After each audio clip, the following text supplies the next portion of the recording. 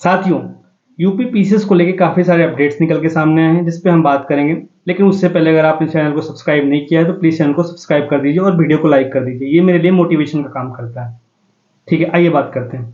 जिस चीज़ का हम लोग को डर था, कहीं न कहीं वो चीज़ें हो गई और कहीं न कहीं इस चीज़ की हमें आशंका भी थी। हम बात कर रहे हैं कि आज जो 18 तारीख को मीटिंग हुई, इस मीटिंग के बारे में क्या आउटकम निकले, उस मीटिंग के बारे में बात करेंगे, जो आउटकम निकले। चलिए बात करते हैं। देखो, 16 अक्टूबर को एक नोटिफिकेशन आता है कि जो 27 अक्टूबर वाला एग्ज़ाम था वो पोस्टपोन हो गया, अब मिड दिसंबर में होगा। ठीक है। इवन 16 तारीख को एक और बीच में लेटर वायरल होता है कि 18 तारीख को मीटिंग है जिसमें 7 और 8 तारीख को यूपी पीसीएस का प्रीलिम्स कराने की तैयारी क्या है उसको लेके एक मीटिंग है।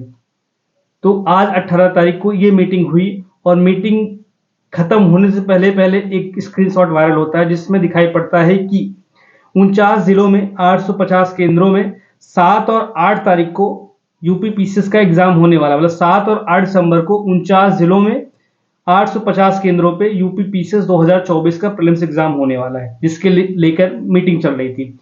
और एक चीज और निकल के आती है उसमें कि 915 से अधिक वैकेंसी जो है, कम से कम 915 वैकेंसी जो है, जो इस साल यूपी पीसीएस में है।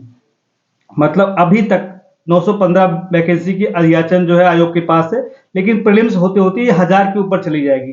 तो मैं 2-3 चीजें क्लियर करूंगा। उससे पहले एक चीज मैं क्लियर करूंगा कि मैंने कई आज से सवा महीना पहले एक वीडियो बनाया था कि यूपी पीसीएस में 1000 से ज्यादा वैकेंसी होने वाली है और आरओ एआरओ में 700 प्लस वैकेंसी होने वाली है।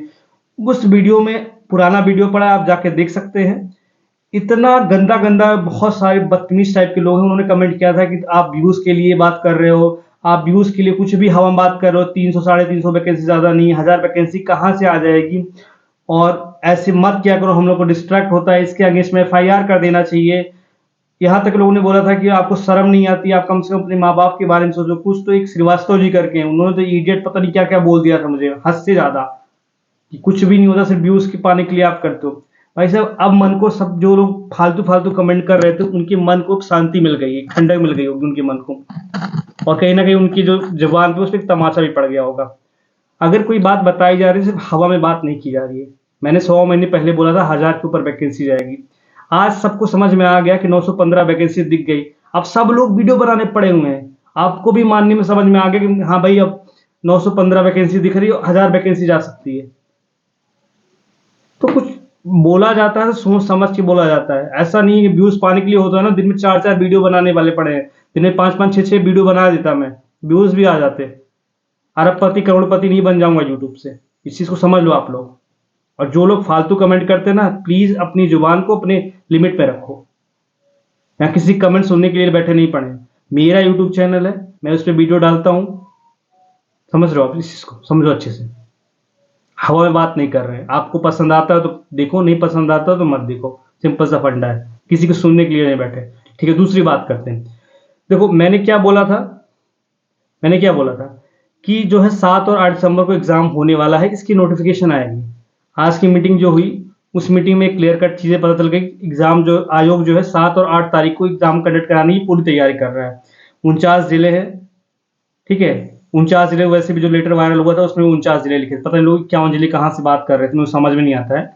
कुछ भी बात कर रहे थे बिना वेरिफिकेशन किए।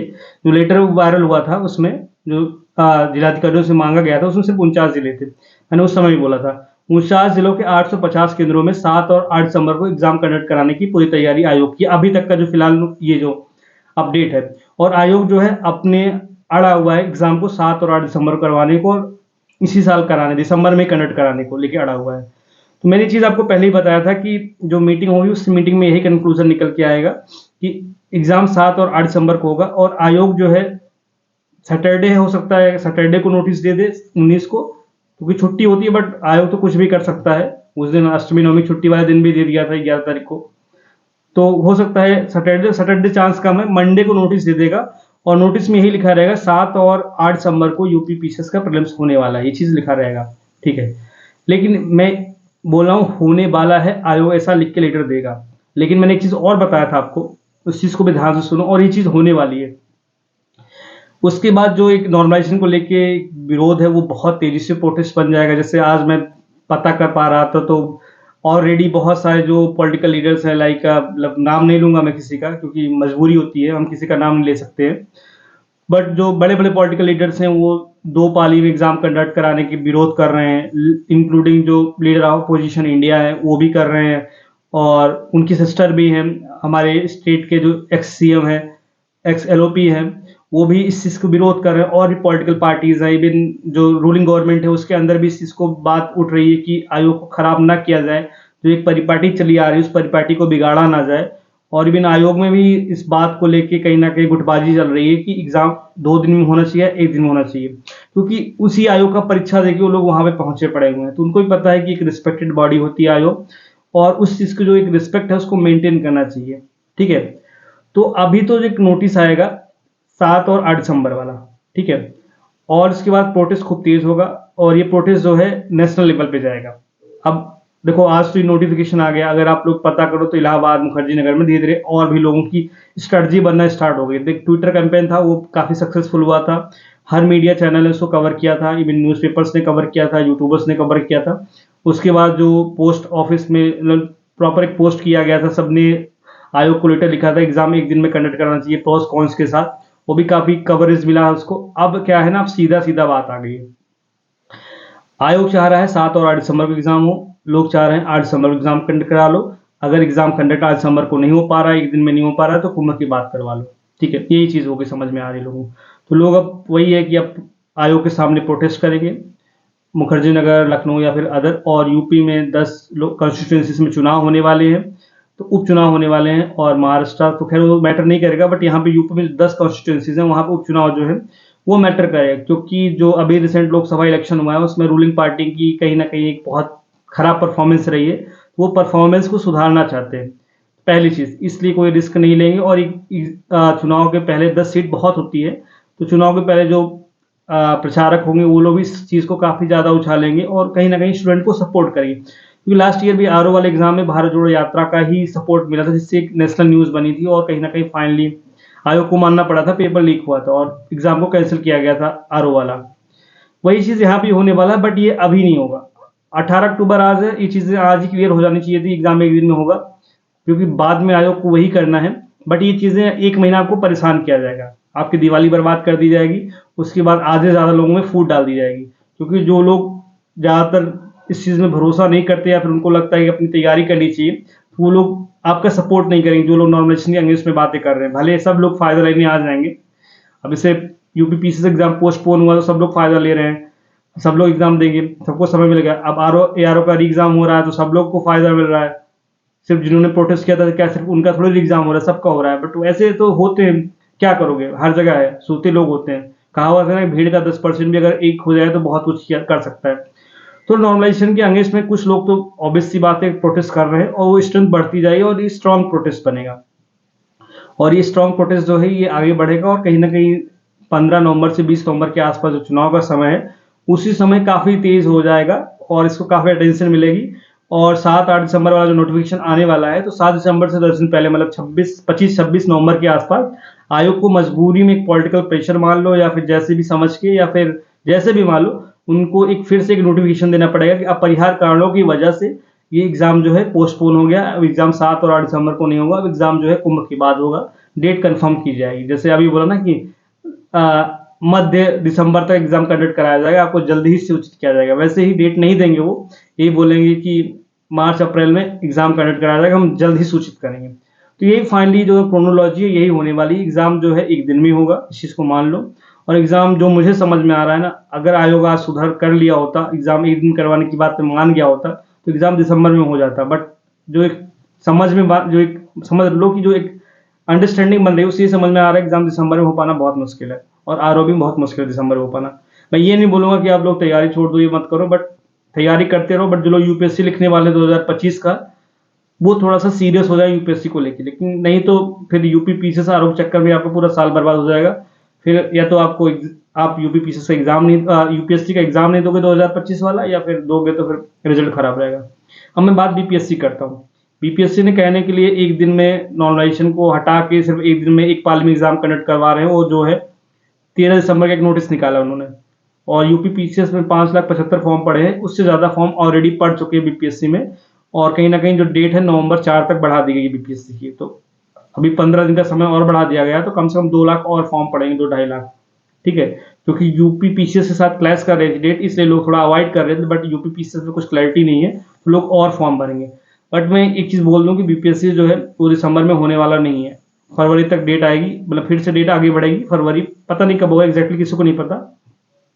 बट दिसंबर 13 को एग्जाम नहीं होने वाला है बीपीएससी का एग्जाम। तो मैं एक चीज़ आपको क्लियर कट बता दूं, लोग कहने के लिए भले बोल रहे हैं कि ठंडी में गर्माहट आ जाएगी, 3-3 एग्जाम लिखने को मिलेगा आपको, बट रियलिटी यही है कि एग्जाम एक भी नहीं होने वाला, ना यूपी पीसीएस होने वाला है, ना बीपीएससी होने वाला है, ना आरओ होने वाला है दिसंबर में।